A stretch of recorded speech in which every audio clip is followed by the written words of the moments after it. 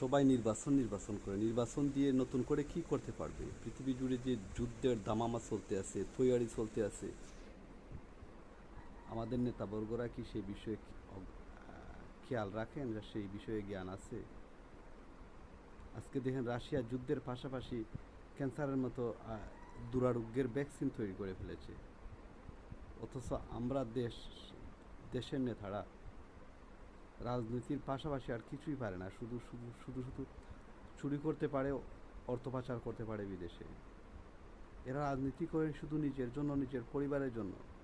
এরা দেশের মানুষের জন্য রাজনীতি করে না। আমরা ওই সমস্ত নেতাকে বয়কট করতে চাই যারা দেশ ও জাতিকে অবহেলা করে শুধু নিজের স্বার্থন্বেষের জন্য দেশে আছে। আজকে সবাই বিসিএস ক্যাডার হওয়ার জন্য পাগল, কেউ ইঞ্জিনিয়ার হওয়ার জন্য পাগল হচ্ছে না। বিসিএস ক্যাডার হলে কি হবে? বিসিএস ক্যাডার হয়ে সরকারি চাকরিতে থাকতে পারবে, বড় অঙ্কের মোটা অঙ্কের ঘুষ খেতে পারবে। এই জাতির মধ্যে এই যে একটা প্রেরণা ঢুকিয়েছে, বা এই যে একটা চেতনায় কাজ করতেছে মনের ভিতরে, যে আমি বিসিএস হয়ে যাব, বিসিএস হয়ে 1 লক্ষ টাকা বেতন পাবো, মাসে 5 লক্ষ টাকা ঘুষ খাবো। হালার জাতি, এরা এই দেশের কীট। এরা এরা এরা এই দেশের জন্য ভাইরাস, ক্ষতিকর ভাইরাস। অনেক ভাইরাস আছে যারা দেহের উপকার করে, মানব কল্যাণে নিয়োজিত, কিন্তু এরা এরা এরা মানব মানব মানব জাতির দুশ্মন, শত্রু। আজকে আমাদের প্রতিবেশী দেশ ভারত,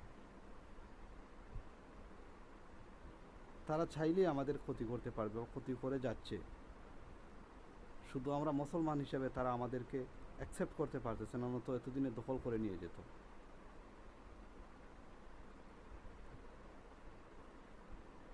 আমাদেরকে তো কেউ দাসত্বের শেকলে বাঁধেনি, আমরাই তো বাধা পড়েছি দাসত্বের শেকলে। আমরাই কেউ দালাল, কেউ ঘুষখোর, কেউ সুর, কেউ বাটফার। আমরাই আমাদের অস্তিত্ব বিলীনের জন্য দায়ী। আমরা কেন ইরানিদের মতো হতে পারি না? আমরা কেন ইসরায়েলিদের মতো হতে পারি না? আজকে পাকিস্তানকে পাকিস্তান বলে যে ট্যাগ দিচ্ছেন, পাকিস্তান কোথায় আর আমরা কোথায়? হ্যাঁ, 2 বেলা ভাত খেতে পারছেন ভালো করে, কিন্তু দালালি করলে তো 2 বেলা ভাত ভালো করে 3 বেলা খেতে পারবেন দালালি করলে। কিন্তু দালাল তো গরুদের চেয়েও নিকৃষ্ট হয়, নগণ্য হয়। আজকে পাকিস্তান সৌদি আরব প্রতিরক্ষা চুক্তি করেছে, কিসের স্বার্থে করেছে?